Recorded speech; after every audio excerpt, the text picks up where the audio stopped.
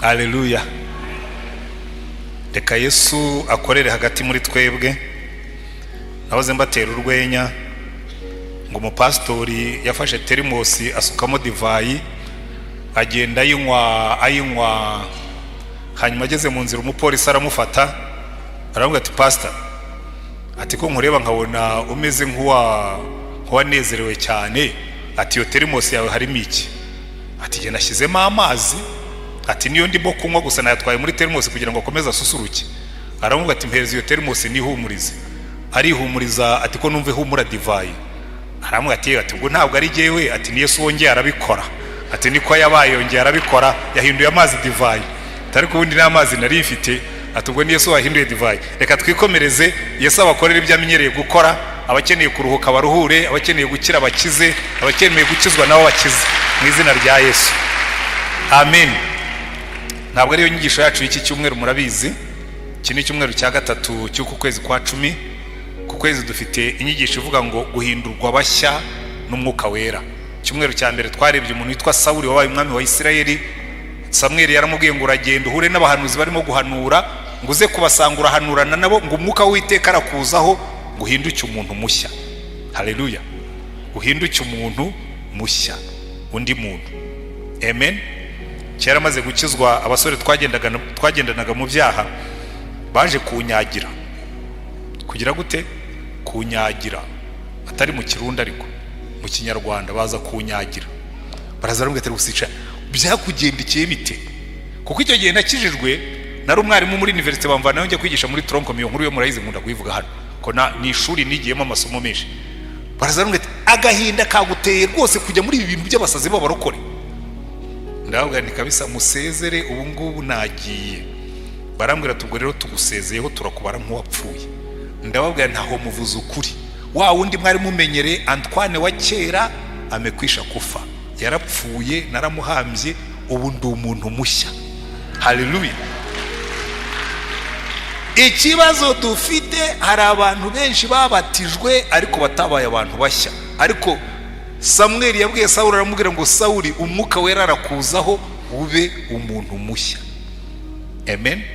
Icyumweru gishize twabonye undi witwaga Sawuli wahindutse Paulo, umwuka wera yamujeho amaze kumukura imboneranye ku maso, wahoze atoteza itorero ahubwo araritoterezwa. Haleluya. Avamo umuvuga butumwa, avamo intumwa ikomeye cyane, yanditse 1/2 cy'ubutumwa bwiza cyangwa cy'inzandiko tubona mu isezerano rishya. Uyu munsi tugiye kureba undi muntu, kandi inyigisho nayise ngo uhumura ute iyi si gutetse. Haleluya. Uhumura ute iyi si igutetse. Isi iteka abantu.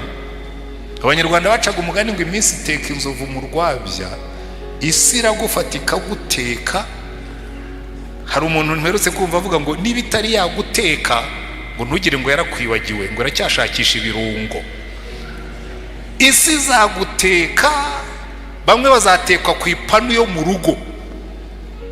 Imana iguha umugore aguteke, Satani amukoreshe agushyire ku ipanu y'urugo aguteke. Imana iguha umugabo akubera umuriro baguteke. Imana igushyire mu kazi inzangano z'abantu, amashyari y'abantu, isi guteke tu. Aho ngaho niho yakwiye kuvuga ngo niba isi itaraguteka ntugire ngo yarakwibagiwe, ngo iracyashakisha ibirungo. Ariko uzabigenza ute isi niguteka? Isi niguteka uzahumura ute? Kuko burya hari ibintu bibiri bibaho. Iyi si gutetse ushobora guhumura nk'ubwoya. Twebwe rero twabaye mu nka, burya bimwe mu bintu binuka nabi ubwoya bubamo. Twajyaga twotsa inyana ariko ni nka nkuru twarazotsaga. Yo kubitaga umubunduro ku nyana cyangwa ku nka, ubwoya bunuka nabi, oderi y'ubwoya buhiye. Ariko iyo bokeje inyama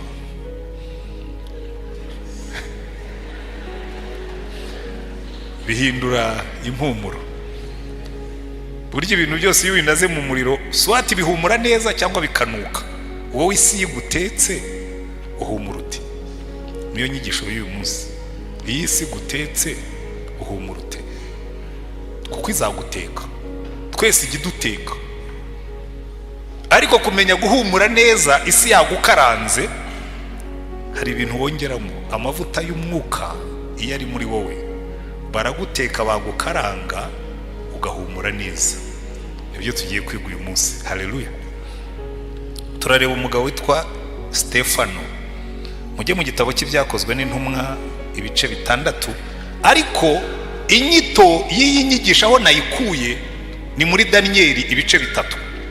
Haleluya. Umugabo umusore nako bari bakira abasore, umusore witwa Shadrake na Meshake na Abednego, ngo umwami Nebukadineza yari yategetse. Daniel ibice 3 n'ibyakozwe n'intumwa ibice 7 n'8 niho twiga, nako 7, 6 na 7. Noneho Nebukadineza aravuga ati, ngo Nebukadineza ubundi reka mbisubiremo neza kugira ngo mubyumve, yari yeretswe igishushanyo kinini cyane mu nzozi ze, murazibuka, ngo abona igishushanyo kinini arakibagirwa, ariko ngo abona nibuye rizana igikubita amaguru ngo kihinduka ivu, ngo hanyuma ngo iryo buye rirakura rihinduka umusozi. Izo ni inzozi yarose arazibagirwa. Noneho aravuga ati, nimutambwira inzozi zanjye nibagiwe, abanyabwenge bose muri Babuloni babice ko ntacyo mumaze. Abami ba kera bagiraga imitekerereze ntajya ntekereza. Wese umwami bakamubwira ati, ariko se mwami, nta muntu wigeze arotora inzozi batamubwira. Twebwe ubundi batubwira inzozi tukazisobanura, noneho uratubwira ngo nitukwibutsa inzozi warose uzirota ntitwari dufatanije. Aravuga ati, ubwo ntacyo mumaze, babice. Kubona umwami abura ibitotsi mukavuga ngo ntabwo mushobora kubona igisubizo. Ariko Daniel na Shadrake na Meshake na Abednego ubundi nayo ntabwo yari amazina yabo, nayo babahaye bageze i Babuloni. Ngo baragenda, Daniel aravuga ati, muze dusenge Imana tumanura ibisubizo. Haleluya. Ubundi nuko abantu b'Imana twagombye kumera. Noneho ariko si yo nkuru nenda kuvuga. Noneho Daniel ngo asinziriye gatoya, hari igihe umuntu ajya mu masengesho ukamera nk'ugize utuntu tw'udutotsi, ngira ngo bajya baba mu masengesho murabizi, ugahita ubona iyerekwa. Ngo abona ikintu cy'igishushanyo kinini kirekire, ngo gifite umutwe w'izahabu n'igituza cy'ifeza n'igihimba cy'ibyuma n'amaguru y'ibyuma, nako hasi gifite ibyuma bivanze n'ibumba ku mano. Hanyuma Daniel abisobanuye, umwami ahita amuha promotion, aravuga ngo Imana ya Daniel niyo Mana kuko ishobora gusobanura inzozi. Ariko ikosa Nebukadineza yakoze, icyo gishushanyo yahise akirema, akoresha ifeza n'izahabu n'ibindi byose, arema igishushanyo gisa nacyo, agihagarika i Babuloni, ngo cyari kirekire cyane, gifite imetero nka 30 z'ubuhagarike n'imetero 3 z'ubutambike. Aravuga ati, abantu mwese nibavuza inanga z'uburyo bwose mwikubita imbere yacyo mukirame. Ariko Shadrake na Meshake na Abednego baravuga ati, oya, hari Imana nawe wiboneye ko ari Imana ikora, ntabwo tuzapfukamira ikigirwamana, dufite Imana nzima. Haleluya. Ntabwo tuzapfukamira ikigirwamana, twe dufite Imana nzima. Nkunda bari abahungu, iyi si turimo isenga ibigirwamana by'uburyo bwose, ariko nanone ntabwo ari yo nyigisho yanjye y'uyu munsi. Ariko niba ufite ibyo urimo gusenga bitari Imana, uyu ni wo munsi wo kubisezera. Noneho ngo bagiye baraza babwira umwami, kuko barabagenzaga cyane, kuvuga ati, ariko bari abaheburayo barimo barahabwa amafevazi menshi, babahaye promotion. Daniel yabaye umukuru w'abacunyi. Genda nibaza nuko ajya bikora, ngo bamugize umukuru w'abacunyi n'abapfumu n'abakonikoni n'abakaruda bose bajyana mu mwami. Tekereza umuntu usenga Imana ugiye gukurira abapfumu n'abahoryo bose basenga ibigirwamana, ariko kuko bari babonye hari Imana afite isumbi zabo, aravuga ati, wowe bategeke. Nibwira ko Daniel yabihoreraga bakazunguza ibinyuguri n'ibindi, yaniza akavuga ati, okay, mushyire uruhande ibyo byanyu ntibikora, mureke mbabwire uko bigenda. Bigaragara ko Daniel yasigaye akora i Babuloni wenyine, kuko abandi bose ubwo yari yabacecekesheje. Ubundi Imana nyamana ije, izindi mana zose zambika udupfukamunwa. Haleluya. Irazibwira ngo muceceke havuga Imana nyamana. Nibyo njya mbabwira hano. Uragiye ndaseka. Ariye abakristo bajya bambwira ngo hano ngo hari abantu ngo babapfumu ngo baza ngo koroga iteraniro, ahubwo narwo mwagiye mureka bakaza, ahubwo ko bashobora kuzahura n'Imana. Jewe ikishobora kumpangayika mu iteraniro nk'iri, suko umupfumu ashobora kuza aje kuroga iteraniro, suko umurangi ashobora kuza aje kwabura ngo ibiseke. Ikimpangayika nuko Yesu yaba adahari, kuko ubundi Yesu ahari arishoboye. Bene ibyo rwose arishoboye, ntabwo akeneye ubufasha bwanjye, ntabwo akeneye ko nshyiraho uburinzi, ntabwo akeneye ko njya kwirukana umupfumu, ntabwo akeneye ko njya kwirukana umurangi. Aramureba akamuseka akabareze nk'uyu yaje gukora iki, ko ntushobora kuroga iteraniro Imana iteraniyemo. Muzabaze Baramu Baraki aramutuma tuze umvumire bano bantu. Baramu aragenda hagara hejuru y'umusozi ngo yari umucunnyi. Ubwo yari kuba yaba ari wo muri no minsi yari kuba ari nk'umurangi. Abarangi nibo bavanga Bibiliya n'ibindi byose. Yari kuba ari nk'umurangi. Ko abantu benshi bayobera mu barangi bibwira ngo barasenga kuko nabo bafata Bibiliya bakayishyira bari ko burya ntabwo ntimuzabyibeshyeho. Baramu araza aritegereza abwira Baraki ati Baraki dukoze ikosa, ntabwo nshobora kuvuma buriya bwoko, nintera umuvumo uratugarukira, kuko Imana ibatwaye iri hagati muri bo kandi ifite amaboko nk'ay'imbogo. Haleluya. Cyane numva abantu bahinda imishitsi ngo abapfumu ngo baraje, ngo abarozi ngo bagize bate, ngo baroga insengero, ngo baroga bavuga butumwa. Iyo mpagaze ahangaha mu izina rya Yesu abampagariki. So niyo watera imivumo yawe uhagaze hari uzayitera ikugarukire kuko ntishobora kumfata kuko ntacyo mpfa nawe. Haleluya. Ariko kuruta ibindi byose umwuka undimo aruta iyo myuka yindi urimo kuvuga. Mujye mutandukanya ibintu. Uburozi bwo mu kanwa bwo ushobora kundoga nkapfa kuko nishimi. Kamestri umubiri wanjye, kamestri umpaye siyanire nkayinywa, ariko Yesu yaratuvuze ngo nitunywa n'uburozi ngo ntacyo buzadutwara, wenda icyo gihe bizanyangiza ariko nzakira mu mbaraga za Yesu. Ariko kumbwira ngo urahagaze ngo urimo urafutera ibintu ngo uraje ngo urafutera ngo ngiye guhagarara hariya ngo sinzirize pastori ngo mfutere, ariko ye futera ni akazi kawe, ntacyo ushobora gufutera. Imana ihagaze mu iteraniro ry'abantu babo. Ba Shadarake na Meshake na Abedenego babwira umwami baravuga ati twebwe dufite Imana ishobora kudukiza, niyitana dukiza ntidushobora kuyitenguha. Haleluya. Noneho ngo umwami ngo agira umujinya, aravuga ati abantu bagasuzugura iki, baravuga ati Shadarake na Meshake na Abedenego, ninde wababoheje, ninde wababeshye, ninde uzabakiza umujinya wanjye? Abasore bamuhagarara imbere bamwe ati Nyagasani turakubaha, ariko ibyo gusenga ibigirwamana ntituri bukubahe. Dufite Imana izadukiza, nitazanadukiza bizinjira mu mateka ko twanze kuramya ibigirwamana tugapfa kubw'Imana yacu. Haleluya. Ariko Imana iramureka ngo aravuga ati noneho nimucane ririya tanura mwongeremo inkwi n'amabuye yaryo atukurire bayabona arabye indimi. Bashyiramo inkwi bongezamo izindi, bongezamo izindi, bongezamo ibindi, barangiye barabafata ngo barazunguza kubera ko itanura ngo ryari ryagurumanye cyane, ngo umuriro wasohokaga inyuma. Barabafata bagiye kubanagamo, abasirikare babanazemo abari bo bagwamo. Mbabarira bari abasirikare baziza akarengane baguyemo, babanaze bahambiriye ngo bacyambaye imyenda yabo. Ubwo niba bari bambaye amakanzu nk'iyange, ubwo n'umushumi bari bakiwufite, n'umukandara bawufite, n'imyenda y'imbere irimo na bya bindi bafunga mu mutwe, kuko muri biriya bihugu bafunga n'ibindi mu mutwe, ngo babanagamo. Hanyuma bamaze kubanagamo, umwami arareba biramucanga, aratuza, abwira abantu ati ibyo mbona namwe murabibona. Bati biti Kinyagasani, twanaza abantu bangahe mu itanura? Ati se Shadarake na Meshake na Abedenego atoya, ntabwo ariko bimeze. Ndungurutse mu itanura mbona harimo abantu 4 kandi uwa 4 arasa n'umwana w'Imana. Haleluya. Hari Imana idusanga mu itanura hagati. Hanyuma aramubwira ngo arahamagara ngo Shadarake na Meshake na Abedenego, ko nabatwitse nimusohoke turebe niba atari abazimu banyu barimo kugenda mu itanura. Babona Shadarake na Meshake na Abedenego barasohotse bambaye imyenda yabo, nayo bari bambaye mu mutwe ikiriho n'ubwanwa bugihari, ko muri biriya bihugu bagira ubwanwa n'ubwanwa bwari bukiriho.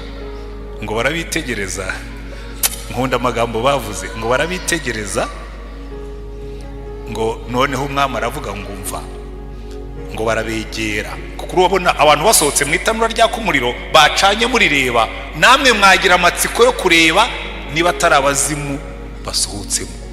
Ngo barabegera, baravuze ubu nibyo koko. Umva uko bavuga umurongo wa 26, ngo Nebukadinezari yigira ku muryango w'itanura ry'umuriro ugurumana, aravuga ati yemwe ba Shadarake na Meshake na Abedenego, mwabagaragu b'Imana isumba byose, mwe nimusohoke muze hano. Nuko Shadarake na Meshake na Abedenego bahera ko bava mu muriro, they came out of the fire. Njyambwira abantu buriya twebwe hari abantu bakoreye imyitozo mu muriro. muzabyemere cyangwa mwe kubyemera, ikintu gishobora kunca intege ntabwo kizaba ari made in Rwanda, kuko mu Rwanda twaciye mu muriro kuva turi abana. Ndaza kubibabwira nitubigeraho. Ugaca mu muriro bakawucana, itanura rikagenda riba rinini, ukabona impiri zirimo imisumari ufite imyaka 3, ariko icyo gihe ntibakubitaga abana. Kuri 15 ukabona ibisongo n'amahiri n'ibindi bikakwiruka inyuma ntibigufate. Noneho kuri 35 bikaza noneho byongeyeho n'imbunda n'amasasu n'amagoronade, hanyuma ugasohokamo kabwira abantu ngo rero ubu twebwe twanyuze mu itanura rya kumuriro, dusohokamo nta muriro tunukaho. Haleluya. Kuko uwo niwo mwitozo. Abantu benshi banyuze muri iryo tanura basohokamo barabaye amakara nk'igiti, ariko hari abandi banyuze mu muriro basohokamo barabagirana nk'izahabu. Kuko Petero yarandeze avuga ngo izahabu igeragereshwa umuriro, ngo hanyuma ubwiza bwayo bukarushaho kugaragara. Kubera ko izahabu bayinaga mu muriro, uko ibindi bibuye by'ibitaka n'ibindi bigenda bishonga, hagasigara izahabu irabagirana. Ubundi nuko twagombye kumera. Isi ni guteka ujye uvuga ngo Imana irimo irantunganya, irankuramo inkamba. Haleluya. Turaza kubyiga ariko ntiturahagera. Ngo nuko Saduraka na Meshake na Abedenego bahera ko bava mu muriro, maze abatware b'intebe babandi babagambaniye n'ibisonga byabo n'abanyamategeko n'abajyanama b'umwami baraterana, bareba abo bagabo number 1, basanga umuriro utashoboye kugira icyo batwara. Haleluya. Twanyuze mu muriro ntiwagira icyo dutwara, kandi umusatsi wo ku mitwe yabo utababutse. Urabyemera ko umusatsi wabo utababutse? N'imyambaro yabo ntacyo yabaye. Umvaho nakuye titre y'inyigisho ngo habe no kumva umuriro ubanukaho, nta n'impumuro yuko baciye mu muriro. Haleluya. Kakandi ndagakunda cyane. Habe no kumva impumuro y'umuriro, ukanyura mu bibazo, wasohoka amano kuvuga ngo bisikana ka wundi siwe bavuga kuvuye mageragere ko tubona sa kinezerewe. Habe n'impumuro ikunuka, bisikana ka batubwira ko wundi wahombye neza bakamuteza ko tubona sa kinezerewe. Habe n'impumuro y'umuriro ikunukaho. Haleluya. Wese wa mushomeri, habe n'impumuro y'umuriro. Uhumura ute iyi si gukaranze? Icyo kibazo turimo kwibaza. Shadrake na Meshake na Abedenego bahagaze neza, babata mu muriro, basohoka nta muriro bahumuraho. Kakandi ndagakunda cyane. Kari no mu byo ndimo kugerageza kurwaniza kubigeraho. Ariko inkuru nziza tuyibona noneho kuwanyuze mu muriro uretse no ahubwo aranapfa. Burya abantu benshi bibwira ngo Imana izadukura muri byose, hari igihe izakure kupfa. Ko twese tugira ikizatwica, sibyo? Twese tugira dute? Tugira ikizatwica. Hari igihe kizakwica kizazanwa n'abantu, kandi wibwire ngo igukura mu ikure cyupfi tuguhambe, ahubwo wige uko uzapfa n'ugiye gupfa. Jewe narabyize ndabizi. Twaciye mu ishuri, hari abantu baciye, yambe babwira ahantu batorejwe mu ishuri ry'abadaso, hari n'abatorejwe muri special force. Burya baba batandukanye mu gukomera kwabo. Twebwe twatorejwe muri special force, ariko abakristo benshi mwaciye mu badaso. Kadete yanyu ni y'abadaso kabisa. Hari igihe umuntu gahute wowe uri umudaso. Njya mbibwira n'abapastori, hari abapastori bahura n'ikibazo akubwira ati mbivuyemo, nawe wowe uri umudaso. Uri y'u Rwanda rwibeshya rukohereza abadaso kabo delegado. Ntabwo nzi ko hari, ntabwo ibyo batuvugaho ntibaba bituvugaho uyu munsi. Hari aho wohereza abadaso, kari naho wohereza aba special force. Twebwe urugamba rwacu rusaba special force, ntabwo ari urw'abadaso. Bafata Stefano, reka tubanze twumva inkuru ya Stefano. Ubundi Stefano tumubona mu gice cya 6 cy'ibyakozwe n'intumwa, nibwo tumubona. Icyo gihe baratubwira ngo itorero ryari rimaze gukura, ngo abapfakazi baba Kristo ariko babagira ikikazi. Kuko burya mu Bayuda habagamo Abayuda bo muri diaspora bavuga ikigiriki, n'Abayuda bo muri Isirayeli bavuga igiheburayo. Noneho ngo batangiye kujya basangira ibyabo, ngo aba diaspora babo bakavuga ati ariko twebwe iyo tuje batanga ibyo kurya twe bakatwibagirwa, wenda kubera ko batumva ururimi rwacu, ngo bajya kubibwira intumwa. Niho Stefano atangirira, mujye mu gice cya 6 tubanze tumwumve. Uyu mugabo ndamukunda cyane. Baratubwira ngo muri icyo gihe abigishwa, umurongo wa 1 w'igice cya 6, abigishwa bakigwira, abayuda bakigira icyo batangira kwitotombera abaheburayo, kuko abapfakazi babo bacikanwaga mu igerero ry'iminsi yose. Abo 12 bahamagara abigishwa bose bati, ntibikwiriye ko turekera kwigisha ijambo ry'Imana kwicara ku meza tugabura. Icyo kantu niba byakundaga natwe mukadukiza ibintu bimwe twicaramo, intebe zavunitse, ngo pastori ntabwo nshinzwe kureba intebe zavunitse ubundi, ngo mu rusengero ngo hari ibintu bitagenda, ubundi hagombye kubaho abakristo bareba iby'ibyuma n'iby'intebe, jewe nkasigarana umurimo wo gusenga no kugabura iby'Imana. Kajya nza gusa mukajya mubaza atari ko twakuribeye, kuki tubona ibintu tuzanira bijandamye, ibintu by'ibisumare by'ibitogosanyo bidakaranze neza. Wenda ibyo mubimbwiye navuga nicyo ukora mufite impamvu, ariko kumbaza ngo turabona ngo urusengero rusa nabi, ngo turabona ngo intebe, ubundi byose bya pastori. Izi ntumwa za mbere zabikoze neza, ziravuga ngo umva ntabwo bikwiriye, nuko bene data mutoranye muri mwe abantu 7 bashimwa buzuye umwuka wera n'ubwenge, tubashyire kuri uwo murimo, ariko twebweho tuzakomeza gusenga no kugabura ijambo ry'Imana, tuzaguma mu by'Imana yaduhamagariye. Ariko muri kino gihe mbona ahubwo twarabicuritse, twe twagiye ku meza kugabura, usanga pastor ari mu mishinga, ugasanga pastor ari mu yewe namaze igihe hari umushinga twagiraga hano, singiye kuvuga waterwaga inkunga nandi, ubwo ababizi barabizi, hayo ngo pastor ngo ntagaragara mu mushinga nkawe, ngiye ntabwo nshinzwe imishinga, nshinzwe gusenga no kugabura iby'Imana. Abo twashyizeho simbaga, ariko ugasanga bibabereye ikibazo, kuko bazi ko twe tugomba kuba abadiyakoni, ariko twe turi abapastori, hari abadiyakoni bagomba gukora, ariko nabo bakaba buzuye umwuka kandi bafite ubwenge bw'Imana. Haleluya. Noneho ngo abari aho bashima ayo magambo, batoranya Stefano, umuntu wuzuye kwizera n'umwuka wera. Umurongo wa 5, na Filipo na Prokuro na Nikanori na Timoni na Parumena na Nikaro muri Antiokiya, watoye idini y'abayuda. Urumva ko yari umugiriki nyine. Babashyira imbere y'intumwa, bamaze gusenga barambika ibiganza, nuko ijambo ry'Imana rikomeza kwamamara. Umubare w'abigishwa ugwira cyane i Yerusalemu, abatambyi benshi bumvira ko kwizera. Kuko urumva iriya mikorere iyobowe n'umwuka wera, abapastori, ababishops, twe tukajya mu ruhimbi, tukajya kumanura ubwenge bw'Imana, tukajya kumanura iby'Imana yavuze, noneho mwebwe mukajya mu mishinga. Icyo gihe ngo byarafatanije, ngo itorero rirushaho gukura, rirushaho kugira imbaraga. Naho ndasanga twaraguye umudari, turanga wirirwa mu mishinga, warumiranye, waza kwigisha, ukaza urimo kubara inkuru zo wakuye kuri radio no muri YouTube, narugize rute.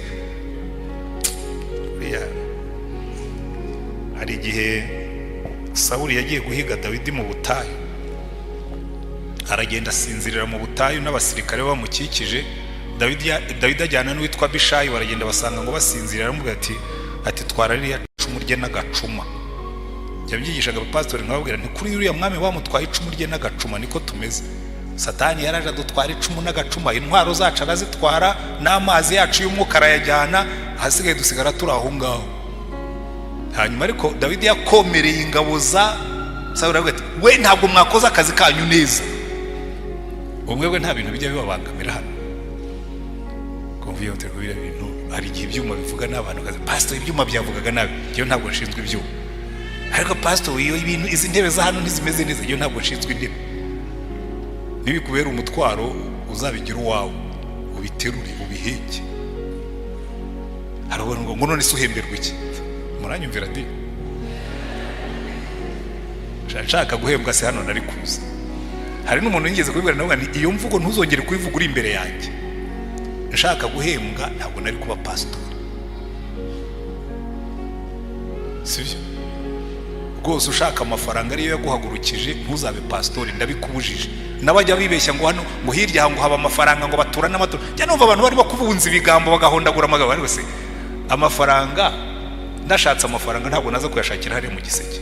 Oya, hari ahandi ari meza, ashyushye, aryoshye, atarimo n'imiruho, atagusaba kurara usenga, atagusaba gutegura sermon, kandi nkayakorera meza nkayashyira mu mufuka nkagura ikimodoka kinini. Ariko icyo ndimo kubabwira si icyo.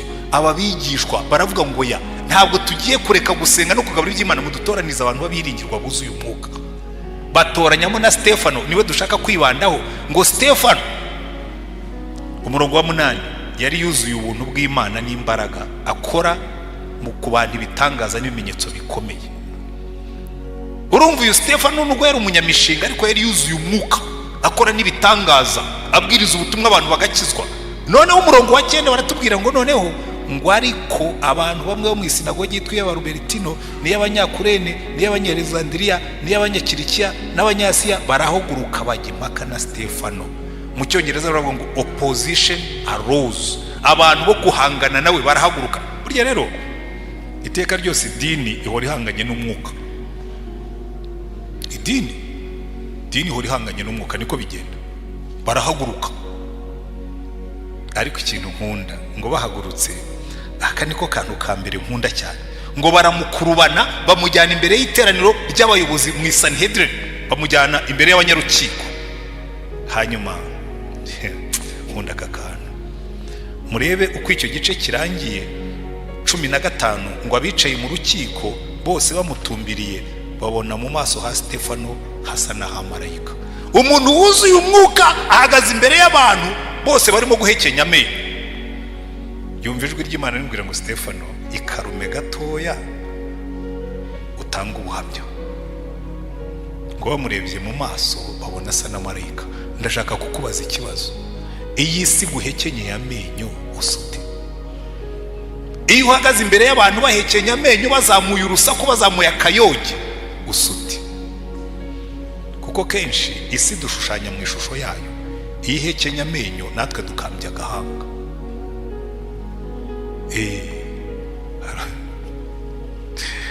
Arujya uririmba ngo nuhekenya amagufwa ngo ngewe nzahekenya amabuye. Isi nihekenya amenyo ntuzayahekenye, ahubwo isi nihekenya amenyo ujye uzamuka ujye mu mwuka use na marayika. Haleluya. Njya mbabwira iyi nkuru ntabwo nayisomye ahantu, nayibonye n'aya maso yanjye abiri mpagaze hano hejuru. Abaza aho biro zacu ziri, biro yanjye igiye bakurira ruhande rwo hepfo, naye nihagarariye hariya ndimo kureba hejuru, ndimo kuruhuka, mbona ibyiyoni bibiri birimo kwirukanka na sakabaka. Burya sinzi iki byiyoni bipfa na sakabaka. Sakabaka igira gutya niba yifatiye kandi ibyiyoni bikayijya inyuma, ukabona ibyiyoni birashonda sakabaka. Mwari wese biriya byiyoni kuki bidatinya sakabaka kandi ibirusha inzara zityaye? Ariko sakabaka mbonera byihoreye, kuko yaravuga ngo hari uburyo dutereta ibyiyoni. Iyo bitangiye kuzana akayoge ntabwo usa nabyo, ntabwo uhindukira ngo urwane nabyo. Mbona sakabaka irabyihoreye izamutseho gatoya, ibyiyoni nabyo birongera birazamuka, sakabaka irongera izamukaho gatoya, ibyiyoni nabyo birazamuka. Uko igenda itumbagira mbona ibyiyoni bitangiye gucika intege, mbona biramanutse birayiretse. Ndavuga ni hariya mpigiye isomo rikomeye cyane nigishijwe na sakabaka. Umunsi nzabona ibyiyoni bitangiye kunyegera nzajya nzamukaho gatoya. Haleluya. Baratubwira ngo Stefano yahagaze imbere y'urukiko yuzura umwuka. Batangiye gutera agasaku aratuza asa na marayika. Haleluya. Yanga gutera agasaku, yanga kubigana. Isi ni guteka, ujye wigira hejuru ho gatoya uve mu mbabura. Haleluya.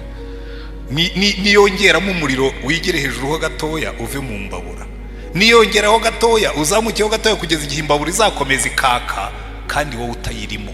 Hari igihe abantu bakubwira ngo barakuvuze, fayi ngiye nkubwije ukuri,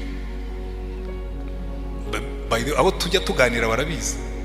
Iyo ukambwira ngo kanaka yarakuvuze, ndakubwira mwihorere, ntabwo ahemberwa kumvuga neza, cyo mureka yivugire. Ntose niba azi kuvuga nabi mureke yivugire nabi, kuko uruvugo ntawe rwishe. Ariko n'abantu usanga barabyimbye ngo ubona ngo yaravuze. Isi iraguteka ugatangira kunuka muri cyo vuge. None se ko yarakuvuze nabi waraye ubusa? None se ko yakuvuze nabi waraye upfuye? None se ko yakuvuze nabi warwaye? Ahubwo ugiye kurwara kubera ko wamenye ko yakuvuze nabi. Ubundi ushatse bavuga ngo se ubundi kumvuga nabi byantwaye iki? Ukigira hejuru ho gatoya ukareka ibyiyoni bikaguruka munsi yawe. Icyo nicyo kuzura umwuka bimara. haleluya. Hari ikintu kigeze kuba cyari kinini cyane kuri bamwe, ariko ntabwo cyari kinini kuri jye, nubwo ari igihe cyari cyabayeho. Noneho abantu baraza barambwira ati yewe rwose wihangane ukomere. Nari umupastori, nkivuze mwakimenya, ariko ubwo abazi no gusoma ibimenyetso by'ibihe bamenye icyo ndimo kuvuga. Wihangane rwose ntuve mu murimo, turabizi ibi bintu bijya bibaho. Ngaseka, arazi ko aba bantu barimo kugurukira muri zone y'ibyiyoni. Umwe yanabivuze nawe aravuga ngo Antoine yajyaga yirata ngo agiye kumera nk'igihaza wakubise hasi kigo kikavuga ngo hwa. Kandi wabivuze ni inshuti yanjye. Munambwe atari kukana kamupfiki. Ubonye ngo avuge ngo ugiye kumera nk'igihaza wakubise hasi kivuge ngo hwa. Ntabwo ariko ntacyo dupfa jewe ntabyo nzi. Ni gusa uzamumbwirire ngo hari ibintu bibiri byitwara bitandukanye iyo wabikubise hasi. Iyo ukubise hasi igihaza cyuzuye amazi kiravuga ngo hwa. Iyo ukubise hasi denesi yuzuye umwuka irazamuka ikajya mu kirere. Rero uzagenda umubwire ngo we ntabwo ari igihaza ni denesi. Mwuzure umwuka. Iyo wuzuye umwuka isi iragukubita hasi ukabondisa. Hanyuma baguteka amavuta akavamo ugahumura. Haleluya. Amavuta akavamo ugahumura. Impamvu iyo batwitse ubwoya bunuka nuko nta mavuta aba mu bwoya. Impamvu iyo batwitse brochette ihumura nuko haba harimo amavuta karushaho guhumura. Burya igihumura ni ibinure biba biri mu nyama. Niyo mpamvu Imana yavuga ngo ibinure byose mujye mubitwikira imbere y'Uwiteka kuko bihumura neza. Haleluya. Isi nigutwika ujye ureka amavuta y'umwuka asohoke uhumure neza. Uri icyatumye Stefano atuza, yahise azamuka ajya muri dimension y'umwuka. Dimension y'umwuka iravuga ngo muri dimension y'umwuka imbuto z'umwuka ni amahoro. Ukagira amahoro kandi ibintu birimo gucika hagukikije. Ngo imbuto z'umwuka ni urukundo, ni amahoro n'ibyishimo. Ukicara ukagira amahoro. Jewe aya mahoro ndayazi. Ku itariki ya 4 y'ukwezi kwa ya 7 nako y'ukwezi kwa 4 muri 1994 nera hamwe zahagaze imbere y'iwanjye. Ikintu cyabanje kuza muri jewe sinjya mbeshya abantu. Nari kunuka kabisa. Ndavuga ni ngiye gufata umuhoro ndasohoka ndatemamo bakeya mfe, ariko mfe nk'umugabo. Hanyuma numva Imana inkomanze ku rutungo, hanyuma se nupfa nk'umugabo.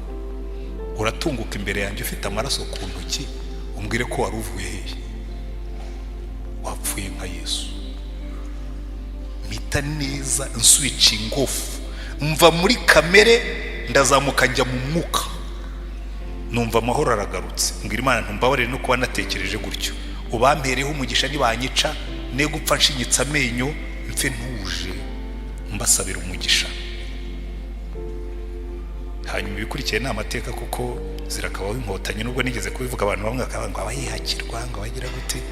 Reka tujye tuvuga abandi neza, kuko kuvuga ko abantu bakugiriye neza ntabwo bahakwaho. Nigeze kubivuga mu nyigisho imwe, mbona abantu bashyizeho ama comments ku nyigisho aho bari bayipostinze bati teriya n'umuntu wara ahakirizwa. Yewe mpakwa kuri Yesu ngira data bujumwe. Abandi mbavuga neza ariko ngira data bujumwe niwe mpakwaho wenyine. Ariko abandi ntabwo, nta tegeko mfite ryo kuvuga abandi nabi, nta nubwo mbyemerewe. Kandi uvuze ko umuntu yakugiriye neza ntabwo umuhatswe uvuga ibyo yakoze, sibyo? Ariko ibindi ni amateka. Reka twikomereze kuri Stefano. Ahagaze asa na marayika kubera iki? Kubera ko yarahagaze ajya mu mwuka. Amahoro Imana itanga arenza y'umuntu yamenya atwarira muri we, aratuza, urusaku rumukikije arahagarara asa na marayika. Amen. Murambabwira ngo nimushaka gutekwa n'isi mugahumura, ujye wuzura imbuto z'umwuka, ujye wuzura amavuta y'umwuka, kuko iyi si gukaranze impumuro ivamo iva mu mbuto z'umwuka. Urukundo ugakunda n'abanzi bawe, amahoro ugatuza niyo bimeze nabi. Siko Yesu yavuze ngo ariko ubundi niki gituma muhagayika, muko imihangayiko yanyu idashobora guhindura amateka, ngo ntishobora no kukongeraho umunsi wo kubaho. So tuza nupfa unapfire muri Yesu, kandi n'ibyishimo unezerwe niyo bitagenda neza. Kunezerwa bitandukanye no guseka. Nshobora kurira ariko nezerewe, nshobora gupfusha nkanezerwa ko wanjye yagiye mu ijuru, ariko nkarira kuko nabuze umuntu. ariko ntabwo bizankuraho amahoro, sinziheba. Muzi kubitandukanye. Ariko mu mibanire yawe n'abandi katubwira ngo imbuto z'umwuka no kwihangana. Nubana n'abantu badashobotse, barahari badashobotse, barahaba mu muhanda. Jewe rero imodoka yanjye igomba iberwa no kugonga. Narabanje mpagarara hariya kwa kundi tuba dutegereje ko feruje ivamo, kwa kundi abamotari baba byigana, araza agonga undi, barangonga, imodoka yanjye bari ipondamo. Sohokamo ndayireba, mpita ntekereza uwangonze rwose, nguyu ndamukurura mu manza, wenda yaraje kwishakira 5 by'uwo munsi. Pastor mbabarira nawe numva peti igendere rwose, nta kibazo, ndamusekera igendere rwose niba ari kunkoreshereza byihorera nzikoreshereza, ahubwo genda vo mu nzira, nta police nshaka kwiza gukora costa. Aragenda. Jo ndagenda hano ngiye kunywa essence. Umutaximani kwa kundi bakunda kubyigana, ubwo bwoko bubiri n'ubwoko bwihariye bahora babyigana, sinzi iki. Taximani araza byigana n'abandi, araza aranyegera gutya, imodoka irangosho. Ndasohoka ndayireba. Pastor ngo rwose ngo uyu munsi nahuye n'ibibazo, ngo mbabarira. Ndabwira nubiziga rwose, ndabibona huye n'ibibazo, n'ubundi kugira ngo ngonge gutya mpagaze ugomba kuba huye n'ibibazo. Ntigendere ngo twandikirane ntoya, ufite ibibazo twandikirane rwose, muhaye gift itahire nzikoreshereza. Rero buriya mwisi y'abagongana, mwisi y'ababyigana, mwisi y'abavuga nabi, mwisi y'ababeshya, mwisi Imana ivuga ngo mugire kwihangana no kugwa neza no kugira neza n'ingeso nziza. Haleluya. Ariko no mu mikorere y'akazi ngo mugire kwirinda no gukiranuka. Ibyo rero iyo babishyize mu ipanu, iyo bagukaranze, bazagukaranga mu rugo imbuto z'umwuka zihumure, bazagukarangira ku kazi imbuto z'umwuka zihumure, bazagukarangira mu muhanda amavuta y'umwuka humure, bazagukaranga aho bazagukarangira hose. Ntabwo uzijima ngo use n'umurayi, uzasa na marayika. Dusoza umva uko birangira. Stefano ntabwo banyuzwe, bamukura imbere y'urukiko, kuko imbere y'urukiko yarireguye, abereka amateka ya Isirayeli yose ageza kuri Yesu, ngo avuze izina rya Yesu, ngo bahita barakara. Umva uko babavuga. Stefano wari wuzuye ubuntu bw'Imana n'imbaraga. Oya 7 aho badusomeye uyu munsi 54, ngo bavyumve batyo bazibiranywa n'uburakari, bamuhekenyera amenyo. Wari wicara imbere y'abantu bazibiranijwe n'uburakari, bahekenya amenyo, bakambije agahanga. Ariko Stefano yuzuye umwuka wera arararama. Umva icyo nkunda, igihe abandi barimo guhekenya amenyo bakambije agahanga, we yuzura umwuka wera.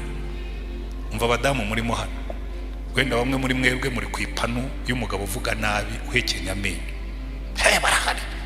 Hari abagabo bamwe bameze nk'aba bantu bahorana uburakari kandi bahekenya amenyo. Nubona atangiye guhekenya amenyo, ujye urara murebe mu ijuru, wuzura umwuka. Kuko burya hari intambara zirwanwa mu buryo butandukanye. Iyo umuntu aciriye uvundera ugacira ubundi, inzu yose ni ukumwotse. Ariko iyo umuntu aciriye ubuvundera ukabwihorera ukareba mu ijuru, nibura uruhande rumwe ruzamura impumuro nziza, niyo atayibona.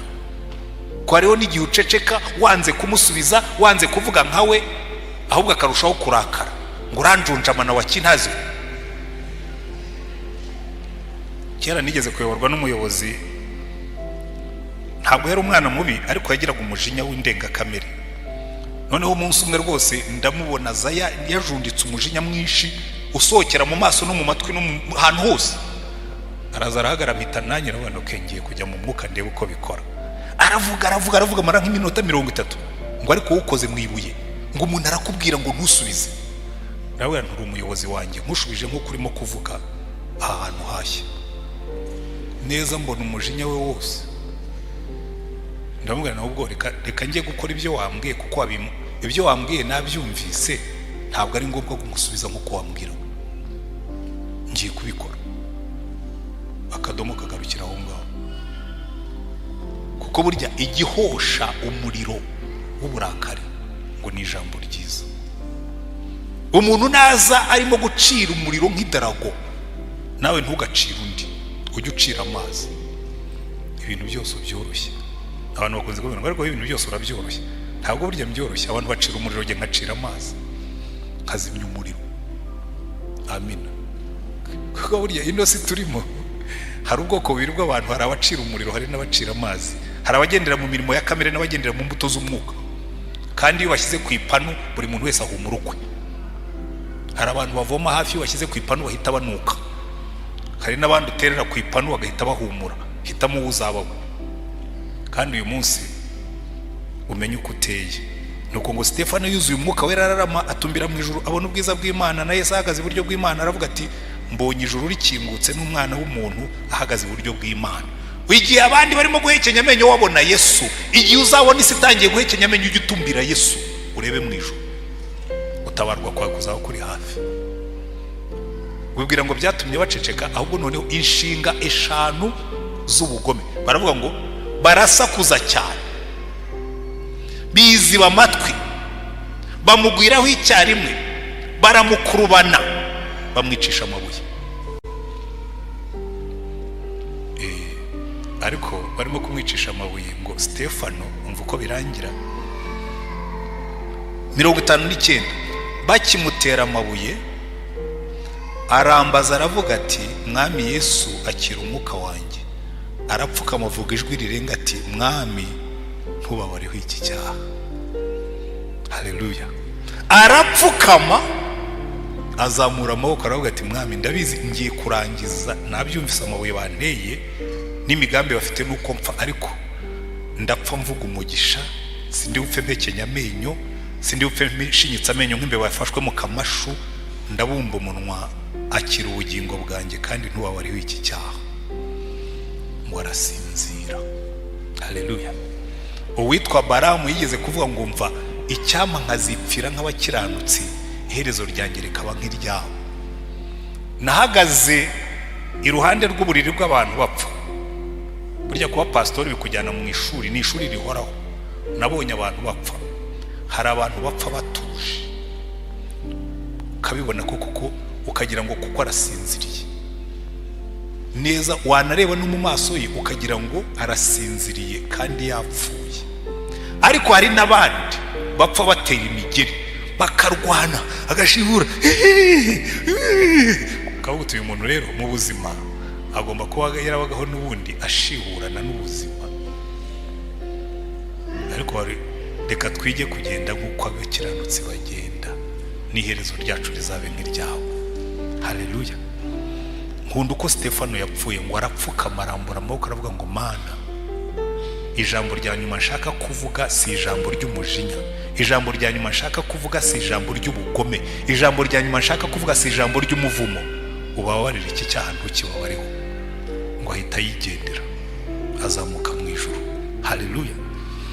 Hari abantu njya nigishaho natangira gutegura nabatekereza, nkumva mu maso hajemo amarira, nkumva mu mihogo hajemo ikiniga.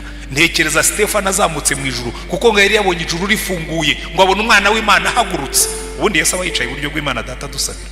Ariko hari igihe ahagarika akaza akavuga ngo hagiye kuza umuntu w'imena, tugiye kumusanganira. Standing ovation. Bagahaguruka bakakira umushyitsi mukuru. Babona umushyitsi mukuru witwa Stefano araje, kandi ugiye kumwakira ni umukuru w'abakuru, umwami w'abami, umutware w'abatware. Ahagarara ku muryango w'ijuru, ahinjiye aramubwira ngo Stefano, congratulations. Hallelujah. Nakubonye bagushinyikira amenyo, ujya mu mwuka usa na marayika. Hallelujah. Nakubonye bazamuye amajwi bahekenya amenyo, ubura amaso yabakuraho ureba mu ijuru. Nakubonye upfa, ubasabira umugisha. Ndavuga ngo wapfuye nk'uko napfuye, congratulations. Hallelujah. Abo nibo turibo iyo turi mu mwuka. Niba gutera amabuye ubatera indabyo, niba kuvuga nawe ujye ubavuga neza, cyangwa wicecekere. Ibyiyo nini bikuzamuka ujye uzamuka ujye hejuru yabyo, ujye mu mwuka. Kuko umwuka wera n'icyo akora, aratuzamura akatubuza kumanuka, akaduha iherezo ryiza. Imana ibaha umugisha. Murahirwa ni mu byumva, ariko murahirwa kurushaho ni mubyumvira, ariko murahirwa kurushaho ni mubikora, ko muzavamo abakristo banesha. Isi ni guteka, ujye uhumura neza, ntuzanuke. Dusenga Imana. Ariko wenda wumvise hari icyo umwuka kubwira, kuko inshuro nyinshi isi yaragutetse hanyuma ntiwahumura neza. Kandi reka nkubwire ikintu kimwe, n'uno munsi hari ubwo ishobora kongera ikaguteka uvuye hano, hari n'ubwo ejo izaguteka usubiye mu kazi. Ntabwo uzi panu izagutekaho, ariko iyo izagutekaho yose cyangwa iyo irimo kugutekaho yose, fata icyemezo ujye mu mwuka, hanyuma uhumure neza. Imana ibahe umugisha. Dusenge Imana.